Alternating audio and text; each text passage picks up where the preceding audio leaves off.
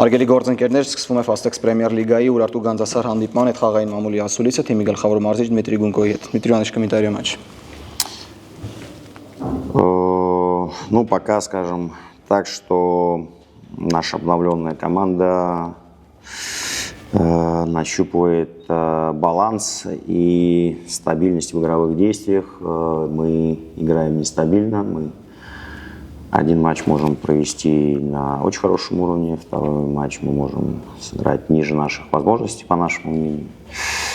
И вот так, пока они чередуются, естественно, мы очень обеспокоены этим и будем работать над тем, чтобы таких матчей по игре больше не было.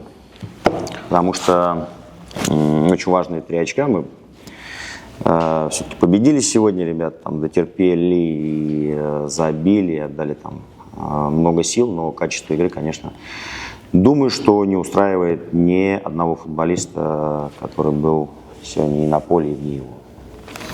Դե կասեմ, որ մեր թարմացված կազմը այս պահին փնտրում է բալանս, փնտրում է ստաբիլություն խաղում, մենք այսօր ոչ ստաբիլ ենք, ընդհանրապես մեկ խաղ լավ ենք խաղում, մեկ խաղ վատ ենք խաղում եւ դա մեզ անհանգստացնում է։ Աշխատելու ենք, որպեսզի նման հանդիպումներ չլինի, ճիշտ է, մենք այսօր հաղթեցինք, շատ կարեւոր 3 միավոր վաստակեցինք, բայց որպես որակապես ֆուտբոլը դուրս չեկավ եւ տպավորություն է, որ խաղադաշտում մեզ մոտ կա մեկ ֆուտբոլիստ պակաս։ Спасибо большое.